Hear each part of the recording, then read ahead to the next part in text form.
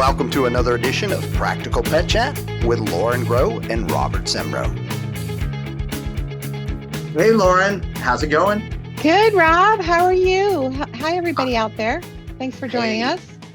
yes, thank you to everybody. And I have a fun little discussion point for our chat today. I happen to be watching a movie with my daughter, and I won't say which daughter, but she can certainly zing one every once in a while. And she jokingly said to me, "Hey, Dad, do you yell out 'Pet Care Team Assemble'?" And I just laughed and went, I am going to have that discussion with Lauren. So I think that's like such a wonderful topic because there are different people who are involved throughout any pet's lifetime.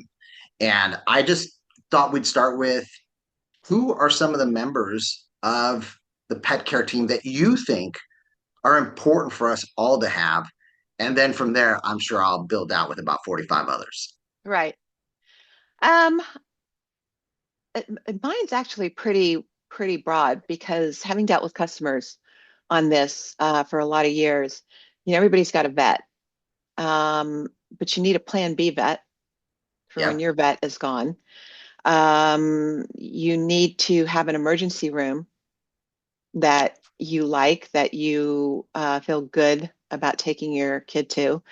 Um, you need to have, I mean, obviously, if you have a dog that needs grooming, you need a groomer, which we should get into the grooming at some point because that's a subject all in and of itself. The individuals that may be part of your pet care team and how you pick them. And you need, a lot of people will say, well, I take advice from my friends and my coworkers and things like that. There's nothing wrong with them being part of your information gathering team. I don't know that I'd make them part of your pet care team. You need to have either a good, reliable boarding facility that you've checked out in advance, or you need to have a already pre-screened pet sitter. And what I see is a lot of last minute stuff. People who go to groomers don't ask any questions. People who they decide to leave town and they call around and all they want to do is find a place that will take their Right. dog for the weekend. And I'm just like, oh my God, you don't know anything about it. You don't know where you're leaving your kid. You haven't gone and checked it out. You don't know anything. I mean, you're going to leave essentially your four-legged fur child with complete strangers, which, hopefully you wouldn't do if Right. it was a skin child. Um, so I think those are all important. The one that I've run into the most are the first ones that I said, not having a plan B vet or a second opinion vet, Sure. or not having a emergency room that you know of for weekends and after hours that you've already gone to and checked out. And that's the other thing. You just don't want to look things up on Google. My thing was always, I got to check you out. I mean, it's not just the reviews and who my neighbor recommends. It's I need to go see the facility.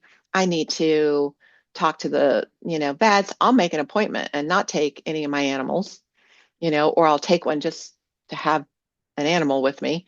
Sure. But it's like, we're not doing anything. I'll pay the office visit, but I need to understand, who you are, what your requirements are, whether they align with me. I'm also using mostly holistic vets, but I'm looking for vets that are truly holistic, not who are using it as an adjective. Right. So I love all those. I do. I want to have that conversation with you today. I want to talk about how we select each one of these. I do want to add a couple others though. Okay. All right. And this is from my experience, not only for my pets, but in traveling throughout the pet world and talking to different people. And I'll ask them, who's a part of your team.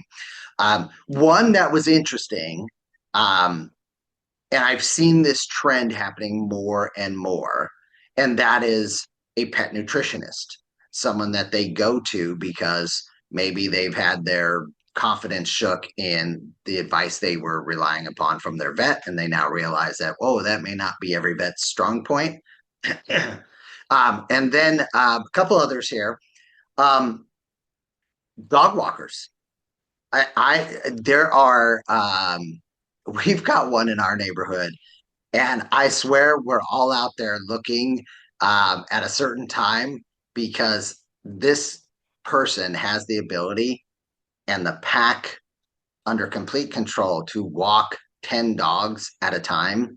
And it is one of those where I always go, well, Belle, you will never be one of those 10. But God bless all of them. That is amazing.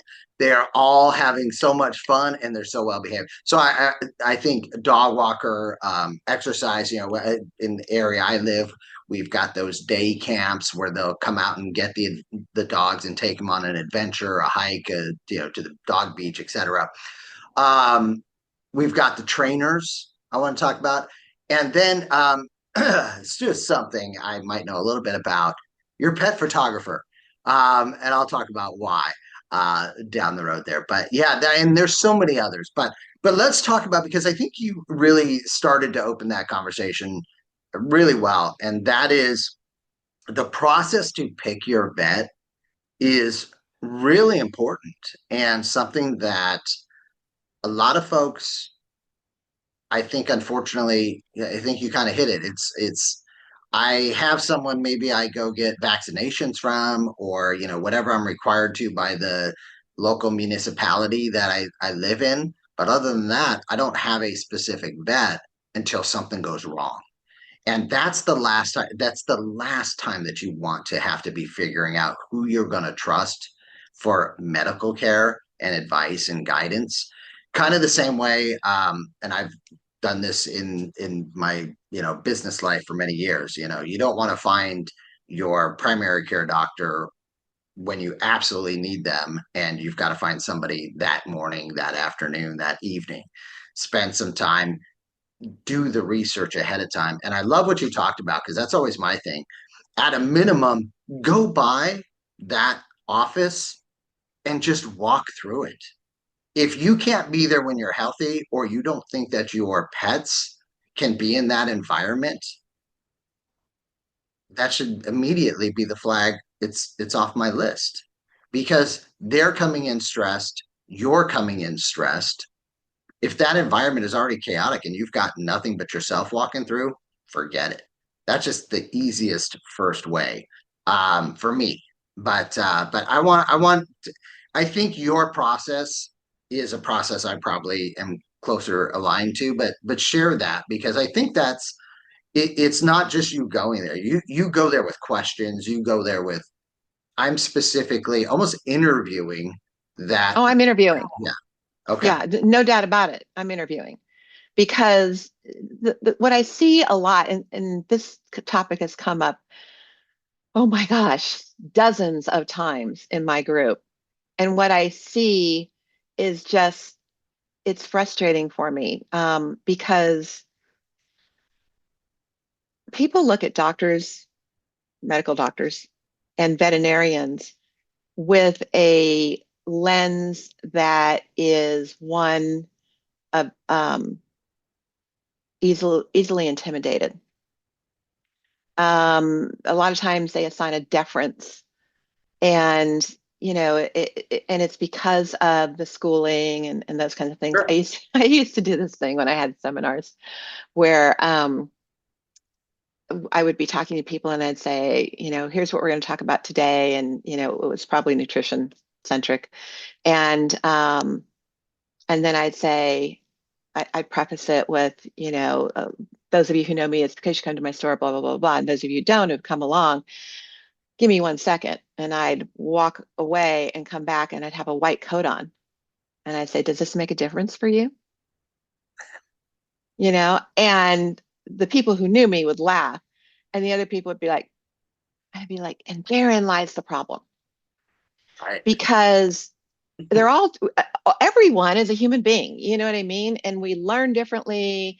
We whether we excel or not is individualistic. You don't know anything about what this person's time was. Did they barely skate by in school and manage to get their degree or their license? But oof, it was touch and go there. Those kinds of situations. We don't know that. There's a diploma hanging on the wall. It shows you the year in the school that they came from, but you don't know anything else. So I generally make no bones about it. I have to feel it out sometimes when I call. When I moved to Texas, for example, I had all my California vets dialed in. I worked with a lot of them, with a lot of different clients. I had my favorites, and I worked with conventional, integrative, and holistic because different situations called for different things. Yeah. And so when I would go, it was a lot of listen, here's where my mindset is at. If that's not a good fit for you, I understand. But it generally starts with a phone call. So when I moved here, I did all the research online. I looked at the reviews, those sorts of things, and then I called. And I said, let me be perfectly frank with you. My animals are raised holistically. They eat this particular type of diet.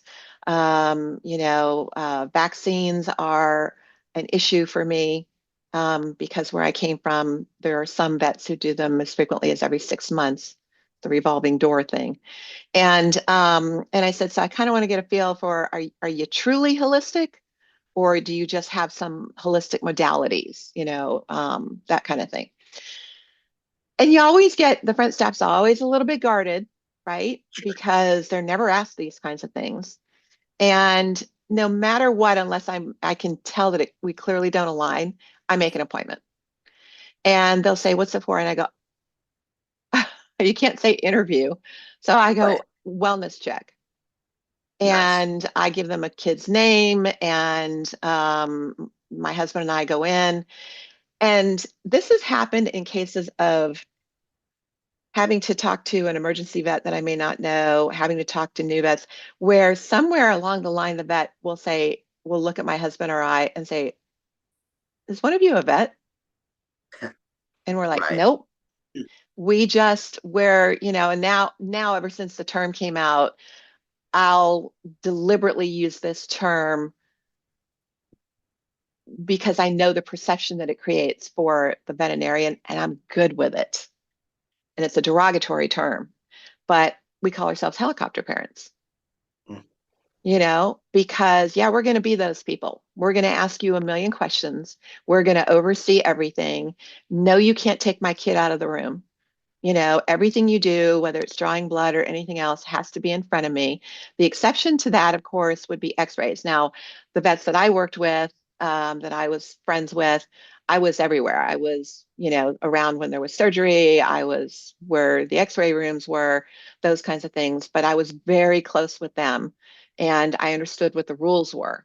Um, but you can't expect that Right. in, regular places. So if you're going to do an x-ray, before an x-ray is needed, I've laid so much groundwork and established such a relationship with the vet that they understand you need to take my kid to the back and do the x-ray and bring my kid straight back.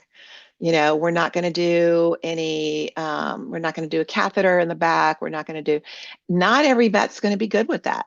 And I do realize that for some people, they're very limited in what their options are in their area. I see that in my group a lot.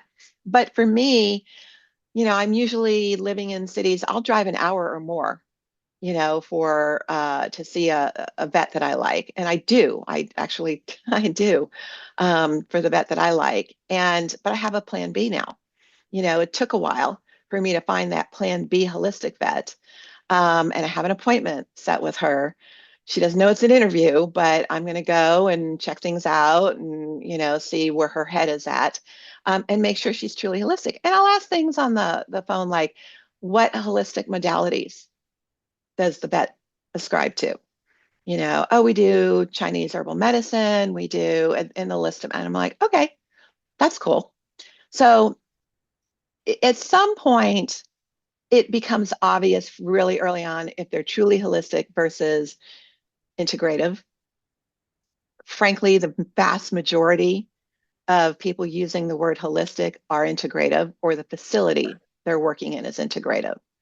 Sure. And I'm okay with that as long as we're on the same, they understand where we're at. The interesting part for the vet here in Texas was I got a 15-page questionnaire they wanted me to fill out that asked such in-depth questions about what do you feed? How many proteins do you feed? And I was like, that's interesting. Not answering any of that, but interesting that they asked all that. And I'm like, Right. I'm not going through all this. I'm not answering any of that. I answered the basic stuff that you needed to know, and we'll talk about the rest because I knew that with it, I'm not sure I'm going to be an established client of yours. So, Yeah. I got a little pushback when I sent it back. The other thing too is when you need a vet under duress, an ER, your vet's not available. Like my holistic vet's not available right now. She broke her ankle Oh, and she's out. And it's like, okay, that reminds me, I need a plan B. So I don't need her right now, but I better get that in line. But if I need an emergency room, do I want to wait until under duress where I'm just going to go, yeah, yeah, right. yeah, which most people do. And we don't do that, but I understand what that's like. I mean, I had a dog that was in congenital, she had a congenital heart defect. I can't talk today. And she went into, she ended up passing at the emergency room, or actually, I agreed to put her under because she was failing and she was acutely failing. And the situation at the vet was that it was an emergency room and they just wanted to take her in the back. And I was like, no, I need to hold her. And my vet, who was tied up, who I knew at the emergency room, she knew I was out there. And she came out and she saw her and she goes, oh, yeah. And she went in the back to get everything ready. And I could hear her start to get even worse. And I was yelling for the vet. And I was like, we need to do it right now, right now. Can't do this anymore. Mm. But you have to go and establish that relationship because otherwise people think this person's dangerous. They're Right. losing their mind and they're too emotional, puts people on edge, it makes people guard themselves and want to keep you at arm's length. And she knew me for years, so she immediately took me to the back. And it wasn't in the usual area that she would take a client, but she knew me. And Right. for me, it was like, stop the suffering, stop the suffering. She's failing. Yeah. And, I was crying. She was crying. The vet was crying. But I was able to keep it together for the most part because I understood it. So if you don't take the time when it's not necessary to have those relationships, at the 11th hour and you're under duress is the wrong time. When you go to the vet because your kid's broken their leg, you're going to sign up for whatever. Whereas, if I've got the kind of breed that is prone to ACL issues or prone to hip issues or any of those kinds of things, I might want to do the research ahead of time to Right. find those people who are experts in that. Yeah. Where are those facilities? Who are those vets? And maybe, at some point, go see them.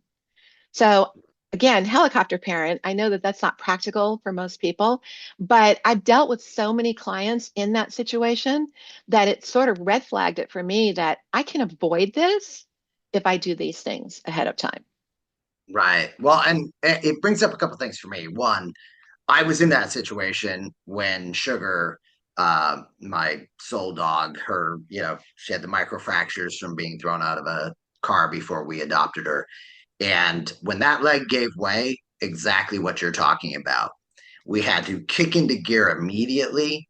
There was no time for anything other than scoop up dog, get dog to the emergency center. And sadly, the only one that was open was a drive because we lived out in a I won't say a remote area because folks look it up today and be like, that's not remote. Back then, it was much more remote. So we had a long drive, and what that showed me too was if I just wasn't aware, and to your point, awareness, right? I knew that was a possibility. So I knew which animal hospitals were open 24/7 around us. And this was not one city over, this was two cities over because it happened at night, after hours, of course. And so you gotta know all those things. And what it really implanted in me for good was much like I change my air filters in my home once, a quarter, once ever. I'm doing the same thing. Check the batteries, whatever your routine is. Do a quick update of all of your list of, caregivers for your pets because things change. Mm-hmm. Offices move, vets move offices. Mm-hmm. Sadly, I've also had vets retire and stop practicing full time after Yes. practice, right? They bring in new people. So you want to know all those things ahead of time, like you said. And Bella's here for that specific reason because I was able, even in an emergency situation, I thankfully had the knowledge of what I thought might be going on. And so when they gave me their diagnosis, I did not agree with what action they thought they should take, which, again, medicine is a practice. It's not a absolute. And Belle's still here and she's awesome. But I'm aware of those things. And to your point, I've also looked, and when I have my conversations with the different vet that we may be going to, I'll ask him, what's your background with vestibular issues and this and that? And because I know that can come up at any point with Sure. so I love that you call that out. I So think one of the things I wanted to mention on that too, for people to get in the mindset of, is a doctor, a vet, any of those people, they're independent contractors. right, And that's how you need to view them. You shouldn't go in there in such awe that you feel like you can't question anything. You can do your research and you don't have to be antagonistic or anything, but you can ask questions. And if a vet or a doctor doesn't respond to you because they don't like being questioned or they feel challenged or anything, that might be a big red flag, right, because I need to know what you know. And, a good example is at one time I was told that one of my small breed dogs had luxating patellas that were so bad that she needed surgery. And it turned out that wasn't the case. She had genetic deformities that couldn't be corrected anyway. So I went to one of my best friends, who's also a vet that I trust implicitly, and said, so if I decide to do this, you can do this, right? The luxating patella surgery. And he went, no. I'm like, what do you mean, no? And he goes, no, I don't do them. And I was, wait, but you'll do it for me, right? Because we're friends. He said, nope. I go, how can you tell me no? I mean, no is not an option. And he said, I'm telling you no because you're my friend, because I right, don't do these. I'm not good at them. I don't have enough practice in them. I'm not as well versed. There are better people to do it than me. That made such an impression on me that I mean, he's a phenomenal vet. And I thought, this is what separates you. The acknowledgement that no one can be an expert in everything. And, he did the same thing when it came to nutrition.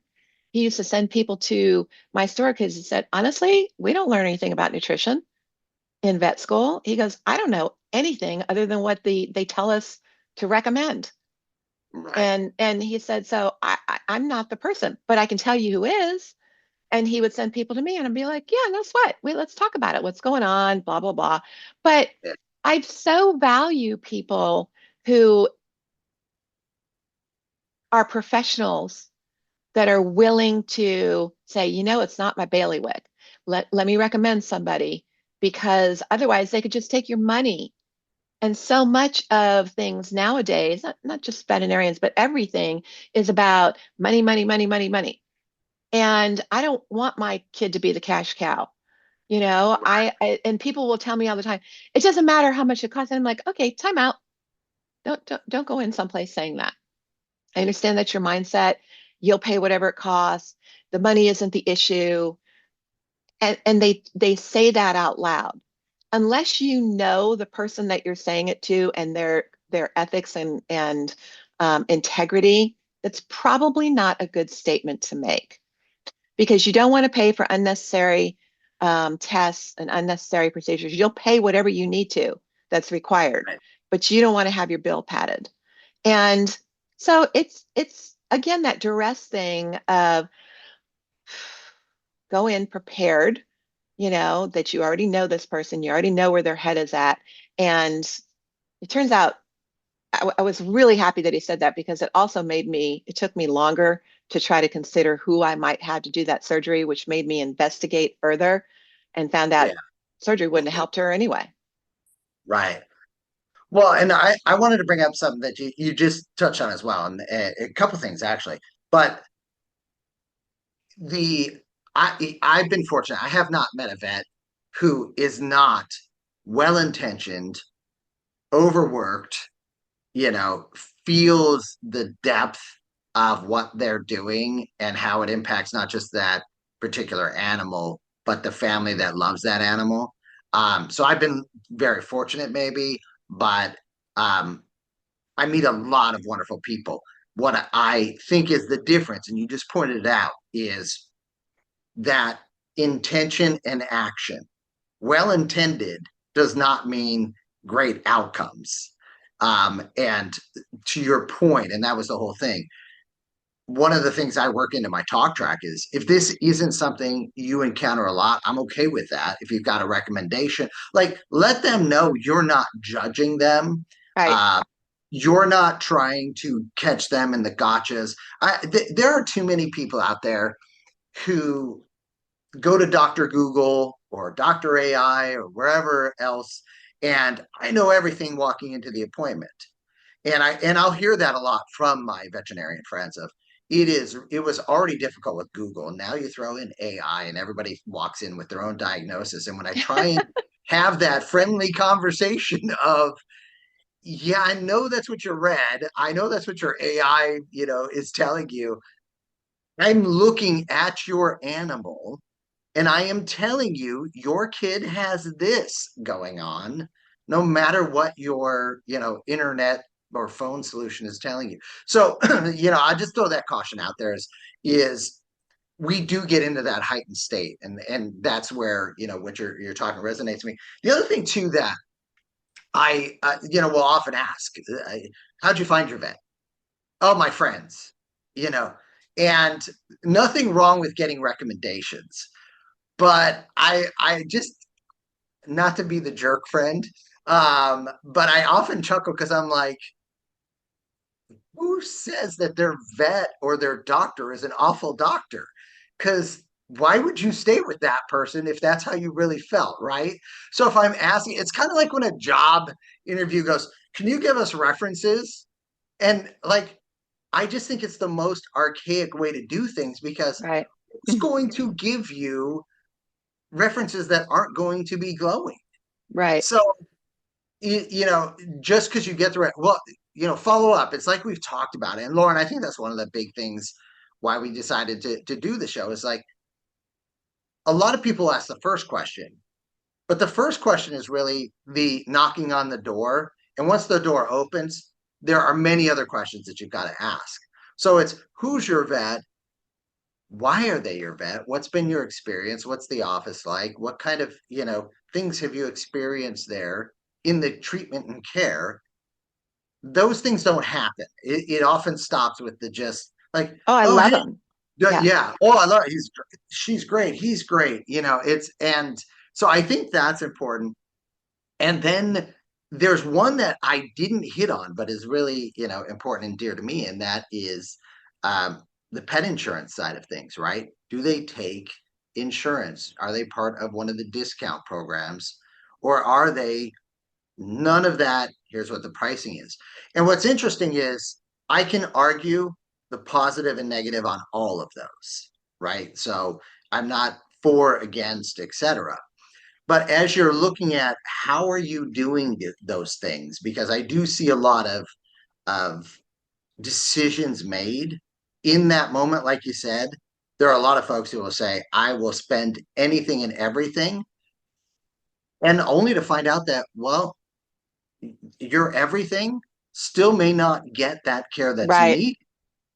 And now all of a sudden, I'm in a different situation and conversation at the office while my pet is suffering, Hmm. trying to, get, financing and things like that. So all of this is an important part of that discussion as you're going through. So yeah, no, I love that you share that. And I think Well, the other thing, go ahead. I used to tell people who would tell me how much they love their vet. There was a vet in my area that threw antibiotics at every animal, regardless of what was going on. Come in for a wellness check. Here's a prescription for antibiotics. I'm like, why? What was wrong with your kid? Did your kid have anything going on? Any type of infection or anything? No. Well, why are you giving antibiotics? Don't give those. And the argument I got back so many times because I would say, I have a problem with this type of administration, service administration. And and they go, but I love him. He's so great. And I started telling people, I said, take him to lunch, hang out with him, whatever, play around and golf with him. You invite him to your Christmas party, whatever it is, but don't take your animal there or don't take the antibiotics. I mean, it's like you have to think beyond a great guy, oh, she's fabulous. I mean, they're people and a lot of them are really good at, they're dealing with animals and animals bring out hopefully the best in human beings. I mean, how many of us have vets that get down on the floor, Oh, because they love their animals? Well, that's very endearing, right? right, And so all of these things that even though we're not judging in our heads, we're ticking off all these positives. Oh, I love that, love that, love that. And then it becomes a weighing out of, I loved these 15 things. These six weren't great, but it outweighs this. Okay, my next question is, do you have any other options? Can you go and see what, maybe you can see if there's anything out there or have a plan B. But I would get, and again, not to be that jerk person, but to say, oh my God, then take them to lunch.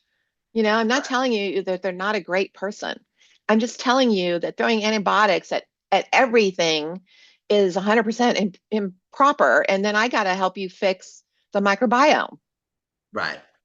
Well, and I think that you just said, like, know their limitations, you know, and that doesn't mean you don't go to them. Doesn't mean you don't trust them on the things that they are going But to speak serve. up. Yeah, exactly. Because listen, I use a lot of herbs that I don't think most doctors and vets beyond are gonna know. And so I always have to kind of also caution them of, yeah, I'm not going that path, but thanks. I've got an herb that does that. That's more natural. So I'm good. Well, which one and what? And then I find myself educating that person, and Right. and that's fine. I'm happy to do that, right?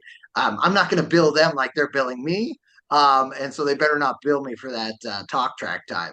But I will say, it is there. There have been a number of times where I have a follow up, and they'll be like, "Wow, things look great. Would you do?" And I'll be like, "Here was the regimen." Probably not, something that can be duplicated by a lot of your folks, though, because they may not know where to get these herbs or this or that. And from that standpoint, it goes back to just, I think what you and I are really saying is communicate.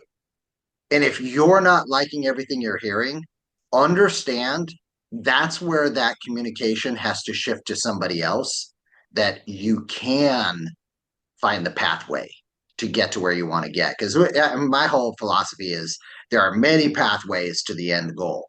Which one am I going to take at this moment in time? And that's really where I come back down to on the vets. I have You and I both have access to a lot of different vets, a lot of wonderful, amazing people. There is not any one of them who I don't think are amazing. But that doesn't mean in every situation I'm That going they're to a run fit. to, yeah, any one of them. There are specifics for each one of those people. We have disagreements. I've been thrown out of offices before. Yeah, me Um, too. in those disagreements, always respectfully. Hey, Rob, you do know where the front door is, right? Yes, I do. Oh, use it is what you were saying. Gotcha. Yeah, we'll end this conversation here. But I know that you and I and many of the folks listening, and again, share that feedback with us. What have you experienced and all that? Send us the emails, share it with us on our social medias, because this is how we also learn, right? This is how Right. we get that ability to round out. We're not going to experience everything, just like you can't be an expert in everything. You can't experience everything as well. If you saw Lauren cringe, that's because I use the word we're not supposed to. It's not Voldemort, it's expert, right? Yeah. But But to that point too, I also want to point out because in my group, which my group is primarily a natural, go the way of natural first, right, nothing should be exclusive, meaning that there are if something doesn't work, I've had conversations in the group where I go, this is not the time for a natural remedy. With what you're showing me, with what you're telling me, with the x-rays that I'm looking at, get thee to a vet, and follow the protocol that they're recommending. We can, after that, we can look at, maybe the course we take after that. It just sort of depends. There shouldn't be this is the only way I'm going to do it, which is what we run into, right, with food too. right, It's this way or the highway. There's, if every being was the exact same, then maybe that would work. But that's not how it is, and it's never going to be how it is. And it's the beauty of that not being that way. So why don't we look at them as individuals and go, okay, what's fitting at this particular moment in time? Recently somebody had posted in the group, and I said, "Hmm, at this point in time," and it was a crystals situation. I said, at this point in time, the length of time that a natural product is needed is concerning for what I'm looking at on your x-rays that you've posted. So I'm going to tell you that you should do XYZ, and in the meantime, be collecting the funds that you need to look at removal of this quantity of crystals that this kid is yeah, suffering through. And then after that, we can talk about moving on with something natural that will keep, either reduce that, mitigate that from being a problem in the future. And I think too many people get stuck in it. It's the same thing with convention. The doctors that medical doctors that I most relate to. I had a particular doctor one time that I'm allergic to everything. So it's like, I can't take this, I can't take that, I can't take any good drugs, no pain pills, nothing, right? So he's like, oh, so what do you take? And I said, white willow. And he goes, oh, derivative of aspirin. Hang on a minute. Actually, it's the other way around. Aspirin's a derivative of white willow. But you knew that? We got into this. I'm not kidding you. I felt bad because his next patient had to wait so long. We got on this whole thing, and he's like, yeah, yeah, I'm good with that. And he said, tell me what you think about. And we got on this whole thing about natural things, right. and I'm like, I literally had a doctor drop me because I said, I don't want to take aspirin, I'll take white willow, it's easier on my stomach. And he's like, I don't support herbs. Oh, Okay, wow. if you do a little bit of research, you'll see that aspirin was actually derived from white willow to begin with. And he goes, you don't know what you're talking about. I was like, oh, this is not going well. And just basically refused to take me as a patient. I'm like, thank you. Thank you for that. Because if I can't talk to you about it, you don't have to agree with me. But, if I can have other options because your pain pills aren't going to be an option for me, Yeah. so I'm Well, forced into great. that situation. Yeah, and I want to hit two things on that. Number one, thank you for putting that out there, because folks, this is one of the big things that is it gets me is I've said that to people as well. Hey, this is not the time for the natural remedy because your pet is at such an extreme level and suffering because of that. We need a combined approach. We need a, targeted. And to your point, then we can work back. Aren't they shocked though when they hear you Yeah, say that? Because you're the exactly. natural guy. Yeah, like, wait, what? I thought you were, and I'm like, no, Right. listen, I have had my own situations where I have had to say, you throw everything pharma at that, and I'll get myself back on the natural in combination with that, and, shocked the doctors in Right. how well I've done with that. That being said, I also think that give and take and that the conversations. One thing I just made a note for myself here because it's one of the problems that I think doctors have, I think veterinarians have, um, really a lot of the scientific world has, and that is their communication skills are not often the best. I love you all out there, okay, but you almost have to have that filter where you cut off some of the empathy, some of the ability to communicate in a way that resonates with a majority of the folks, I'll just say. And it's one of the things I see a lot in the pet world. I talk about the passion of the pet world is often the doom of the business side of the pet world. Same thing with when you're talking to the vets and the people who are deeply, deeply knowledgeable about stuff, but don't have the ability to convey it in a way that is digestible, understandable, relatable. And so, that's where we as a pet parent have to also look and go, I'm not getting this, Doc. Can you, bring it down? I get it. There's something big here, but you're overshooting, you know, I didn't go to vet school. So can we bring it down a level to something that I understand? And here's my philosophy, which may not be at the level, but there's, to your point, a lot of reason for it. And it is interesting because I've had that experience as well, where they'll say, "Oh, we want you to take." I'm like, "Yeah, I'm going to take this, which actually has not just the efficacy of that, but three other things that my body system needs." So thanks. And I've had also that experience of like, well, if you're going to do that, you shouldn't be coming to me. You're right, I shouldn't, and I won't be on the follow Right. up. Find somebody else.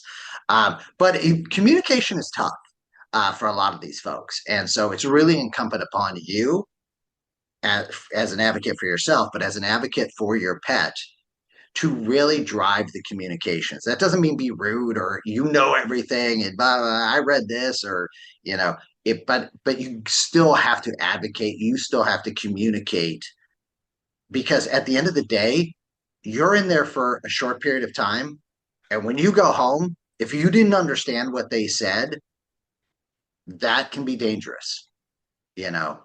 Yeah, the flip side of that, though, because I've talked to some vet friends about this years ago, because, for me, everything is a Rubik's Cube. So I want everything to line up. I want to understand all parts of it. And and I said, what is the problem? I don't understand why so many people come away without having any idea what just happened in the office, what the vet said, what went on.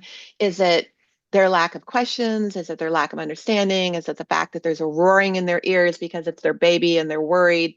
Um, is it the fact that you talked over them, didn't tell them enough?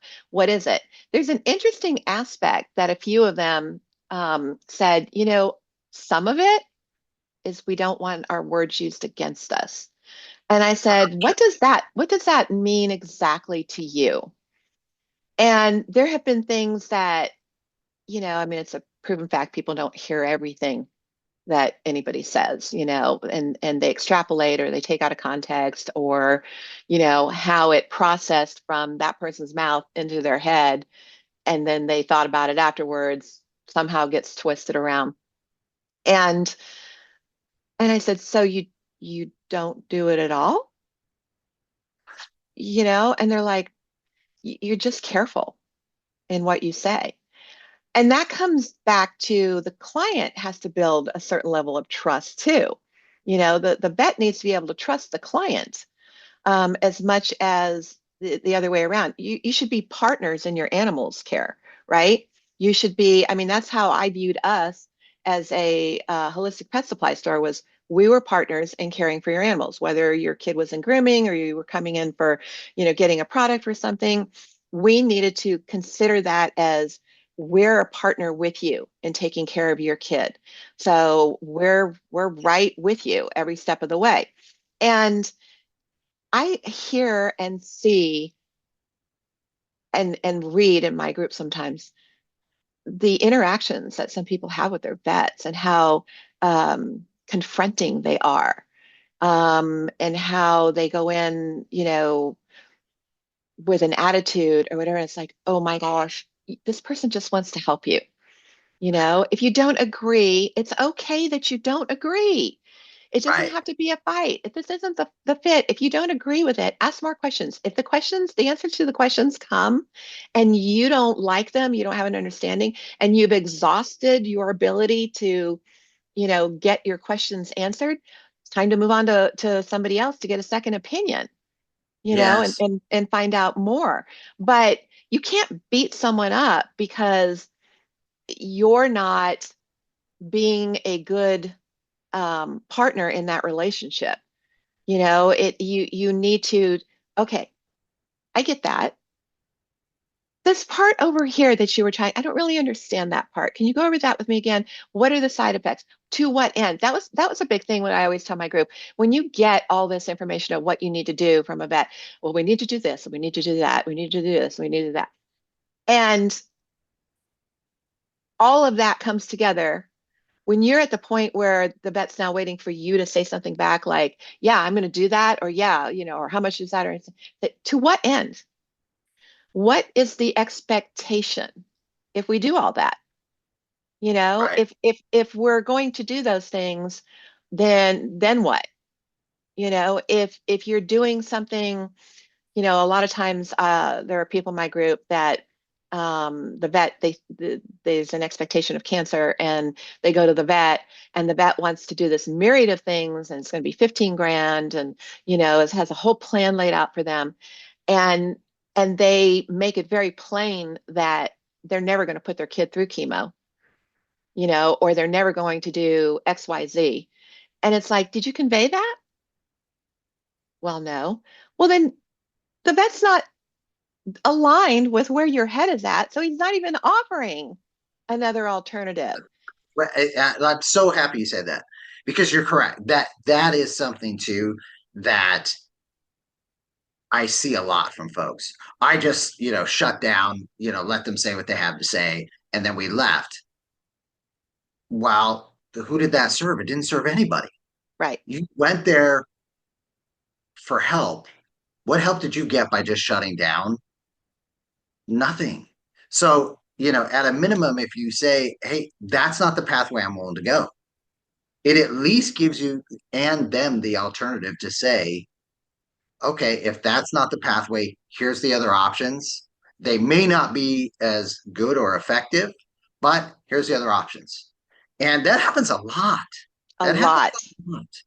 a lot, so I agree with you. You just can't shut down. And I'm someone who has said that's not a pathway we're going. I am going to take a different pathway. Um, and in my situation, it was when I explained the pathway I was thinking, the vet was like, "Wow, I don't have experience in that. Please let me know how that works." Right. You know, because I'm really interested. And by the way, a good vet checks back in with you because Yes. I got a call back from them, not immediately, but a few weeks later, and it was just hey, just curious how it all work out, you know, I don't want to and make that the caveat to being a good vet though, because oh yeah, I've no, no, I no good communicator. You're right. a Let's good communicator. Yeah. yeah, yeah, Because I've yeah, also I've done that with it's so great to have friends that are actually veterinarians because they get to ask them things, that you couldn't just come out and ask a stranger vet, right? right, So, do you follow up? Do you ask? I mean, for me, even in my group, I'll be like, I'll go through something with somebody and I go, please follow up because I want to Right. know what the outcome is. They're going to the vet, blah, blah, blah. I have to be the one to go back in and go, what Yeah. happened? I'm Yeah. vested. I want to know. And Right. I have a client, she's a medical doctor, and she says, nobody ever checks. Nobody ever asks. She goes, I don't understand. She goes, you call and ask more than anybody else asks. And I said, well, I got to have resolution. I need closure. I need to know where we're at. I need to know what the kid's better. The situation got resolved, or is there something else we need to look at another direction? I'm invested with Right. this situation because I've already spent time on it now and I care.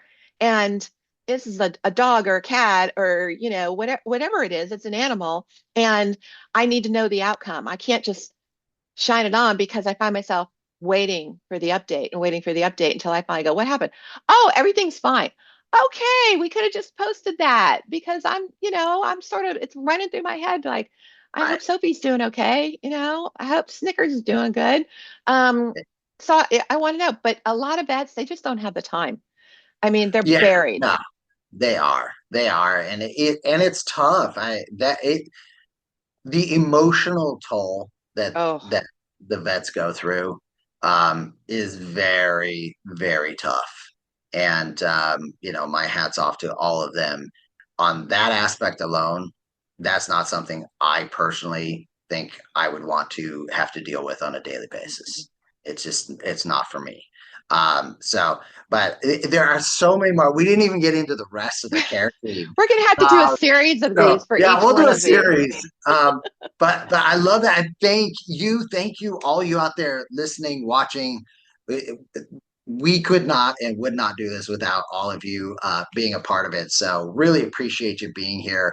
Um, I know that we've got so much more to share, but I think maybe this is that point that I'll just say, again, thank you, everybody.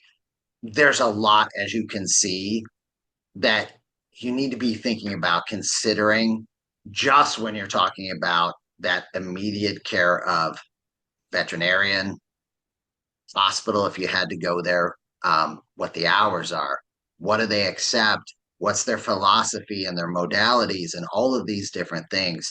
So we may not have hit on something. Share it with us, share it with the group. We would love to, have those additional things out there for everybody. We don't know until we know, right? So Right. So share it out. to that point, we do have an email. If you guys want to ask us any questions, again, keep in mind we're not going to answer you directly, but we may use some of it on future podcasts. The email is practicalpetchat, singular chat at gmail.com. And then, at some point, we can also talk about the group and those kinds of things. But Yeah. for now, please send everything via email, and we want to hear from you. And we so appreciate that you guys spend your time with us. We know that everybody's super busy, and if you're doing things where you have us in the background, we appreciate that. Thank you so much. All right. Thank you, everybody. All right, Rob, talk to you soon.